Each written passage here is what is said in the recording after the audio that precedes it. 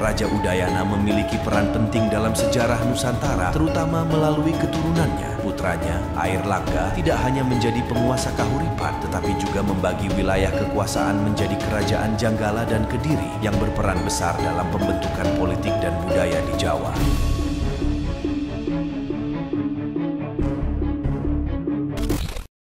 Pulau Bali, destinasi yang tak lekang oleh waktu, menyimpan kisah-kisah sejarah yang seringkali terlupakan. Salah satunya adalah kisah tentang sosok yang namanya melekat erat dengan pulau ini, Udayana. Bukan hanya sebagai nama sebuah universitas negeri, Udayana adalah penjelmaan dari kebesaran sebuah dinasti, dan tabir gelap tentang siapa dia sebenarnya mulai terkuak.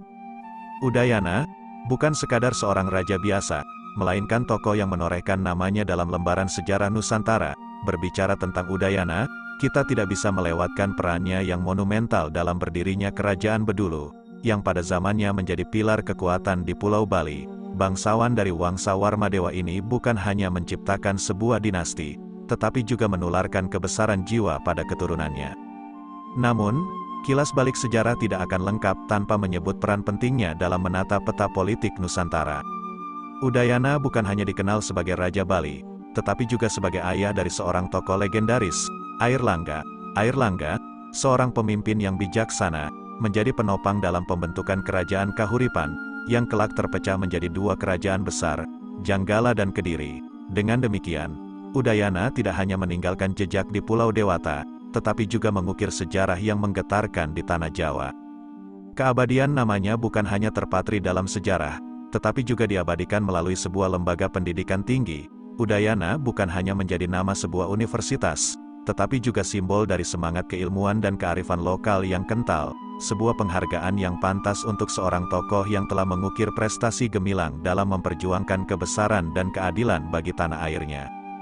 Tersembunyi di balik keindahan Pulau Bali, ada sebuah kisah yang jarang terungkap. Dinasti Warmadewa menjadi pemimpin pada abad ke-10, Wangsa Warmadewa, yang didirikan oleh Sri Kesari Warmadewa, mengukir sejarahnya dengan anggun. Prasasti Blanjong di Sanur memperkuat jejak mereka, mencatat keberadaan kerajaan yang memeluk agama Buddha Mahayana dan menjalin hubungan akrab dengan kerajaan Medang di Jawa Timur. Namun, sosok yang benar-benar mencuri sorotan adalah Raja Udayana, yang akrab disapa Sri Udayana Warmadewa. Sebagai penguasa generasi ke-7, Sri Udayana memimpin Bali dari tahun 989 hingga 910 Masehi. Kedekatannya dengan Jawa Timur terwujud melalui pernikahannya dengan seorang putri Jawa. Permaisuri yang luar biasa, Mahendradatta, atau lebih dikenal sebagai Sang Ratu Luhur Sri Gunapriya Dharmapatni, adalah mitra hidup yang setia bagi Sri Udayana. Dari ikatan suci mereka, lahir seorang pangeran yang akan mengubah arah sejarah, Airlangga. Meskipun tidak mewarisi tahta langsung dari ayahnya, Airlangga memilih tahta di Jawa, menggantikan peran Raja Dharmawangsa Teguh. Airlangga, putra tertua Sri Udayana dan Mahendradatta, bukanlah satu-satunya penerus kebesaran dinasti Warmadewa. Marakata dan anak bungsu juga turut mengukir cerita kejayaan mereka. Persaudaraan yang erat antara mereka menjaga keharmonisan antara Bali dan Jawa. Dinasti Warmadewa bukan hanya sebuah lembaran sejarah yang membosankan, tetapi juga cermin kebesaran dan kedamaian. Di tengah persaingan politik yang sengit, hubungan erat antara Bali dan Jawa tetap terpelihara dengan gemilang. Jadi, dalam riuh rendahnya kehidupan, jangan lupakan dinasti Warmadewa yang telah meninggalkan warisan berharga bagi Pulau Bali dan Nusantara secara keseluruhan. Dalam sejarahnya yang gemilang, Raja Udayana tidak hanya dikenal sebagai pemimpin, tetapi juga sebagai inovator yang mengubah wajah Pulau Bali.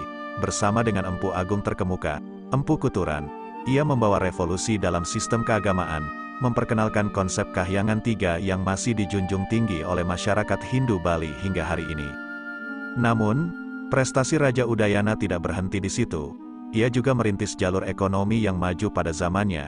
Di tengah sistem perdagangan kuno yang umumnya mengandalkan barter, Raja Udayana memperkenalkan inovasi revolusioner, penggunaan uang kertas. Langkah ini tidak hanya meningkatkan efisiensi perdagangan, tetapi juga mempermudah proses pengumpulan pajak bagi pemerintah. Keberhasilan dan kontribusi besar Raja Udayana telah membangkitkan rasa hormat yang mendalam dari masyarakat Bali. Nama besarnya tidak hanya diabadikan melalui Universitas Udayana, lembaga pendidikan tertua dan terkemuka di Bali, tetapi juga diangkat menjadi simbol kekuatan dan keberanian oleh TNI Angkatan Darat. TNI Angkatan Darat menjadikan nama Udayana sebagai bagian dari Komando Kewilayahan Pertahanan, yang mengawasi wilayah strategis Provinsi Bali, Nusa Tenggara Barat, dan Nusa Tenggara Timur. Markas pusat dari komando ini, yang terletak di kota Denpasar, menjadi simbol kekuatan militer yang bersemangat dan berdedikasi. Dengan segala inovasinya dan pengabdiannya yang luar biasa, Raja Udayana terus menjadi sumber inspirasi bagi generasi Bali dan Indonesia secara keseluruhan, membawa semangat perubahan dan kemajuan yang tak terpadamkan. Raja Udayana bukan hanya seorang pemimpin yang berkuasa, tetapi juga sosok yang mendengarkan suara rakyatnya dan peduli terhadap kondisi mereka. Dalam prasasti Abang Pura Batur A, tercatat bagaimana Raja Udayana menerima keluhan dari wakil-wakil desa Abang mengenai kesulitan penduduk dalam membayar pajak akibat kondisi ekonomi yang sulit. Merasa tergerak oleh keluhan rakyatnya, Raja Udayana mengutus pejabat kerajaan untuk meninjau langsung keadaan di desa tersebut.